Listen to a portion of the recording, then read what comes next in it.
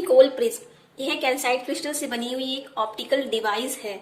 जो Nicol prism है वो किससे बनी होती है? कैल्साइट क्रिस्टल से बनी हुई एक ऑप्टिकल डिवाइस है जिसके द्वारा प्लेन पोलराइज लाइट को उत्पन्न किया जा सकता है, जिसकी हेल्प से आप प्लेन पोलराइज लाइट को उत्पन्न कर सकते हैं, प्रोड्यूस कर सकते हैं एंड इसकी एनालिसिस भी की जा सकती है। और जो निकोल प्रिज्म है उसकी एनालिसिस भी की जा सकती है। तो ये इसका सॉल्ट हो गया कि निकोल प्रिज्म किससे बना होता है? कैल्साइट क्रिस्टल से बना होता है, जो कि एक ऑप्टिकल डिवाइस होती है और जिसके द्वारा प्लेन पोलराइज लाइट को उत्पन्न या फिर प्रोड्यूस किया जा सकता है। और जो निकोल प्रिज्म है उसकी एनालिसिस भी की जा सकती है। तो इसकी नेक्स्ट देखते हैं कंस्ट्रक्शन। तो देखते हैं कंस्ट्रक्शन। इसका ये एक डायग्राम है। इसमें क्या करते हैं, ए बी सी डी एक कैल्साइट क्रिस्टल मानते हैं यहाँ पे, और यहाँ से एक मोनोक्रोमेटिक लाइट गिरती है जो इस कैल्साइट क्रिस्टल है इस पे। तो इतना जितने इस डायग्राम में वर्क होता है वही आपको कंस्ट्रक्शन में लिखना होता है। तो सबसे पहले इसकी थ्योरी देखते हैं कंस्ट्रक्शन की।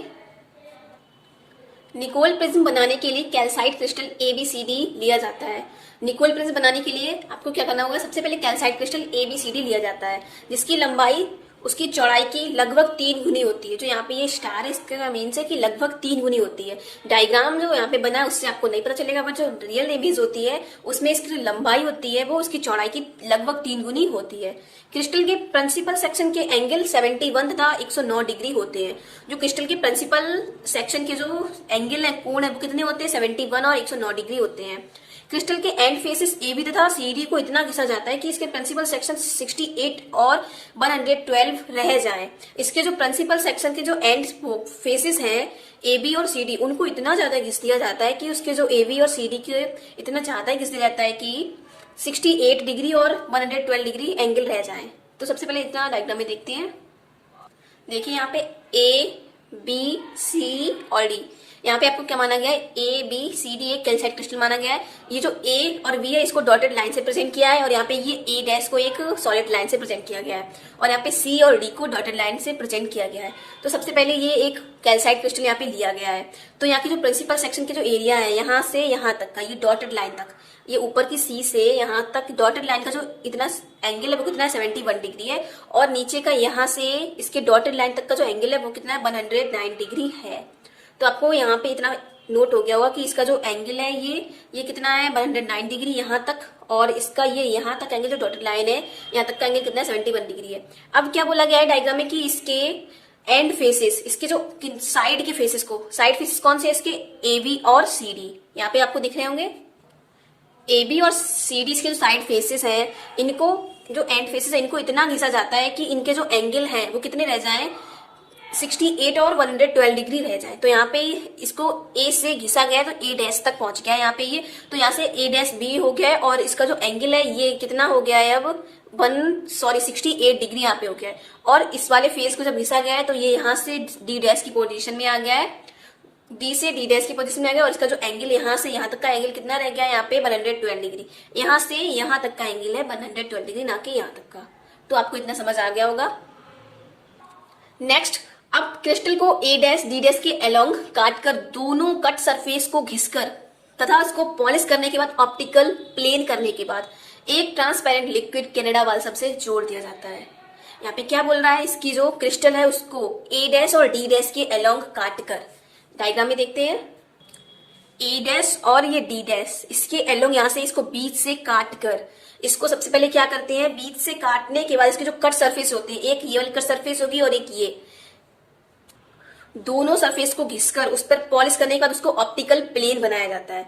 ऑप्टिकल प्लेन बनाने के बाद एक ट्रांसपेरेंट लिक्विड जो होता है वो कनाडा बाल्सम, क्या होता है? ट्रांसपेरेंट लिक्विड कनाडा बाल्सम की हेल्प से इन दोनों को जोड़ दिया जाता है, वापस कट करते हैं, उसके बाद इसको पॉलिश करके ऑप्टिकल प्लेन बनाते हैं इन दोनों को। उसके बाद क्या करते हैं, ट्रांसपेरेंट लिक्विड क्या होता है? कनाडा बाल्सम, उसको इन दोनों से कनेक्ट कर देता है उसके थ्रू। तो ये जो आपको बीच में दिख रहा है ये आपका क्या है? कनाडा बाल्सम की एक प्लेट है, उसको इससे जोड़ दिया जाता है कनाडा बाल्सम से।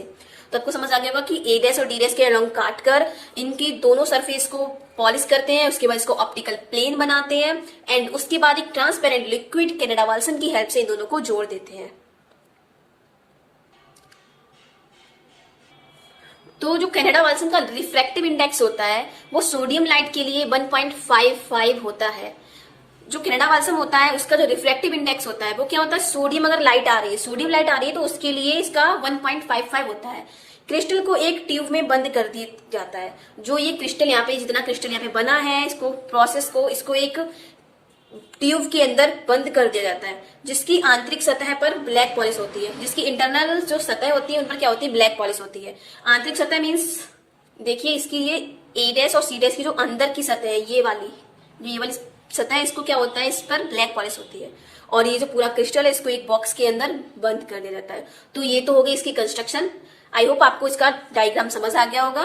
अब हम देखेंगे इसकी वर्किंग या फिर एक्शन की, किस तरह से वर्क करता है। तो वर्किंग या फिर एक्शन, इसमें क्या होता है, जब अनपोलराइज्ड लाइट की किरण निकोल प्रिज्म की सतह ए डैश बी पर इंसिडेंट होती है, आपतित होती है, तो ये दो अपवर्तित किरणों में विभक्त हो जाती है, फिर बट जाती है। यहाँ पे आपने डायग्राम में देखा है कि एक कोई अनपोलराइज्ड लाइट की किरण जो रे होगी वो सबसे पहली परत पर, जो पहली परत कौन सी है, ए डैश बी पर इंसिडेंट होगी, आपतित होगी। तो जो ये लाइट की जो रे होगी, अनपोलराइज्ड लाइट की जो रे होगी वो क्या होगी, दो किरणों में बट जाएगी, विभक्त हो जाएगी। देखिए यहाँ से जो लाइट आ रही है वो क्या है, एक अनपोलराइज्ड लाइट है, और ये किस पर इंसिडेंट होती है, ए डैश बी पर इंसिडेंट होती है। तो ये दो सतह में बट जाती है। यहाँ से आपको दिख रहा होगा एम पर इंसिडेंट हुई है और ये दो में बट गई है, दो अपवर्तित किरणों में बट गई है, जो कि एक ये सीधी जा रही है और एक ये यहाँ से इस पर कनाडा बाल्सम पर टकराकर नीचे की तरफ आ रही है। तो इसकी यही वर्किंग देखेंगे। जो दो किरणों में अपवर्तित होती है वो क्या होती है, एक किरण क्या होती है, ओ किरण, और दूसरी एफ किरण। जो दो किरणों में अपवर्तित है उसको क्या बोलते हैं, एक रे को बोलते हैं ओ रे या फिर ओ किरण, और दूसरी ई रे या फिर ई किरण। ओ किरण के वाइब्रेशन क्रिस्टल के प्लेन के परपेंडिकुलर तथा ई के वाइब्रेशन क्रिस्टल के प्लेन में होते हैं। जो ओ रे होती है उसके जो वाइब्रेशन होते हैं, ओ रे किस तरह से वाइब्रेशन करती है, क्रिस्टल के प्लेन के परपेंडिकुलर वाइब्रेशन करती है, और ई रे के जो वाइब्रेशन होते हैं वो क्रिस्टल के प्लेन में होते हैं। मींस जिस तरह से क्रिस्टल रखा होता है उसके प्लेन में ही उसके वाइब्रेशन होते हैं, और ओ रे के वाइब्रेशन परपेंडिकुलर होते हैं। डायग्राम में देखिए, इसमें जो आपकी ओ रे कौन सी है, ये इसकी जो वाइब्रेशन है ये क्रिस्टल के परपेंडिकुलर है। मींस क्रिस्टल इस टाइप से रखा हुआ है आपका, और जो वाइब्रेशन है वो इसके अंदर की तरफ हो रहा है इस टाइप से। और जो ई रे है उसकी वाइब्रेशन इसके देखिए प्लेन इस तरफ से रखा हुआ है आपका, ये क्रिस्टल प्लेन है इस टाइप से, और इसके जो वाइब्रेशन है वो इसके सीधे सीधे इसके प्लेन में ही हो रहे हैं। तो ये क्या हो गया, ई रे, और जो इसके परपेंडिकुलर वाइब्रेशन है वो क्या है, ओ रे। ओ रे के लिए कनाडा बाल्सम का रिफ्रैक्टिव इंडेक्स कैल्साइट के रिफ्लेक्टिव इंडेक्स से कम होता है। जो ओ किरण होती है उसके लिए कनाडा बाल्सम का जो रिफ्रैक्टिव इंडेक्स होता है वो कैल्साइट के रिफ्रैक्टिव इंडेक्स से कम होता है। मीन्स यहाँ पे जो कैल्साइट क्रिस्टल लिया है उसके रिफ्रैक्टिव इंडेक्स से कम होता है, किसके लिए, ओ रे के लिए। अतः जब ओ रे कनाडा बाल्सम की लेयर पर आपतित होती है, जब ओ रे कनाडा बाल्सम की जो लेयर है उस पर इंसिडेंट होती है, तो क्रिस्टल की लेंथ अधिक होने के कारण कनाडा बाल्सम की सरफेस पर ये आपतन कोण क्रिटिकल एंगल से अधिक हो जाता है। मीन्स यहाँ पे क्या बोल रहा है कि जो ओ रे जब कनाडा बाल्सम की लेयर पर इंसिडेंट होगी, गिरेगी, तो क्रिस्टल की लेंथ अधिक होने के कारण, चूंकि क्रिस्टल का जो रिफ्रैक्टिव इंडेक्स होता है वो अधिक होता है, तो क्रिस्टल की लेंथ अधिक होने के कारण ये कनाडा बाल्सम की सरफेस पर आपतन कोण क्रिटिकल एंगल से अधिक हो जाता है। जो आपतन कोण होता है वो क्रिटिकल एंगल से अधिक हो जाता है। अतः यह कनाडा बाल्सम की सरफेस से पूरी तरह रिफ्रैक्टिव हो जाती है और ट्यूब के द्वारा एब्जॉर्व कर ली जाती है। मीन्स यहाँ पे जो ये रे है वो क्या होती है, कनाडा बाल्सम की प्लेट से पूरी तरह सरफेस से क्या होती है, रिफ्लेक्ट हो जाती है और ट्यूब के द्वारा एब्जॉर्व कर ली जाती है। तो आपको ये समझ आ गया होगा कि जो क्रिस्टल की लेंथ होती है वो अधिक होने के कारण कनाडा बाल्सम की सरफेस पर आपतन कोण जो होता है वो क्रिटिकल एंगल से अधिक हो जाता है, और कनाडा बाल्सम के अधिक होने के कारण यही कनाडा बाल्सम की सरफेस से पूरी तरह रिफ्रैक्ट हो जाती है, और जो ट्यूब होता है उसके द्वारा एब्जॉर्ब हो जाती है। मीन्स जो क्रिस्टल से रिफ्लेक्ट होकर जो क्रिस्टल है ट्यूब में रखा है उसमें क्या हो जाती है, ये एब्जॉर्ब कर ली जाती है। तो इसका डायग्राम में देखते हैं। देखिए यहाँ पे ये जो रे आ रही है एम के बाद ये किस पर टकराई, सीधे कनाडा बाल्सम की प्लेट पर। चूंकि कनाडा बाल्सम की प्लेट का जो रिफ्लेक्टिव इंडेक्स होता है वो कैल्साइट से क्या होता है, कम होता है। इसी कारण ये जो है रे इसके द्वारा रिफ्रैक्ट हो जाती है, और रिफ्रैक्ट होकर ये बाहर आई, इसके बाद ये ट्यूब के द्वारा एब्जॉर्ब कर ली जाती है। चूंकि ये जो क्रिस्टल है वो एक ट्यूब में रखा हुआ है, तो ये जो ओ रे है वो एक ट्यूब के द्वारा एब्जॉर्ब कर ली जाती है। तो आप समझ गए ये। नेक्स्ट की तरह देखेंगे इसका ई रे के लिए।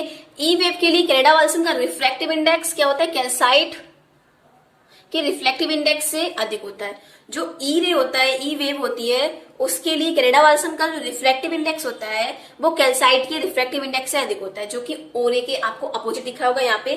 जो ई वेव का कनाडा जो रिफ्लेक्टिव इंडेक्स होता है वो कनाडा वाल्सन की रिफ्लेक्टिव इंडेक्स से क्या होता है, अधिक होता है। अतः ये कनाडा वाल्सन की लेयर को पार कर जाके ट्रांसमिटेड हो जाती है। जो ई रे होती है वो कनाडा वाल्सन की लेयर को क्या करती है, पार कर जाती है और उसे ट्रांसमिटेड क्रिस्टल से ट्रांसमिटेड हो जाती है। सबसे पहले किससे पार करेगी, आपकी कनाडा वाल्सन की लेयर से, उसके बाद ये क्रिस्टल से ट्रांसमिटेड हो जाएगी।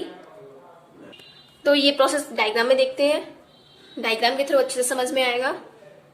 यहाँ पे देखिए जो ई रे है ये सबसे पहले क्या करेगी, इसकी जो क्या होता है रिफ्लेक्टिव इंडेक्स होता है वो कैल्साइट क्रिस्टल से अधिक होता है। तो जो ई रे है वो इसको पार कर जाएगी कनाडा वाल्सन की प्लेट को, और जब ये इससे पार करेगी कनाडा वाल्सन की प्लेट से, उसके बाद ये क्रिस्टल जो है इससे भी पार कर जाएगी। इसके बाद हमें क्या फाइनली प्राप्त में होगा, पोलराइज्ड लाइट प्राप्त होगी। तो आप ये प्रोसेस समझ गए। अतः ये कनाडा वाल्सन की लेयर को पार करके क्रिस्टल से ट्रांसमिट हो जाती है, जैसा कि आपने डायग्राम में समझ ही लिया है। तथा निकोल प्रिज्म से प्लेन पोलराइज्ड लाइट प्राप्त होती है, और निकोल प्रिज्म से आपको फाइनली प्लेन पोलराइज्ड लाइट प्राप्त होती है, जिससे जो इसके वाइब्रेशन है वो क्या होते हैं, निकोल प्रिज्म के प्रिंसिपल सेक्शन में होते हैं, और जो आपको पोलराइज्ड लाइट फाइंड होती है उसके जो वाइब्रेशन होते हैं वो निकोल प्रिज्म के प्रिंसिपल सेक्शन में होते हैं। तो ये था आपका निकोल प्रिज्म। आपने इसकी कंस्ट्रक्शन और वर्किंग लिख ली है, तो आई होप आपको समझ आ गया होगा।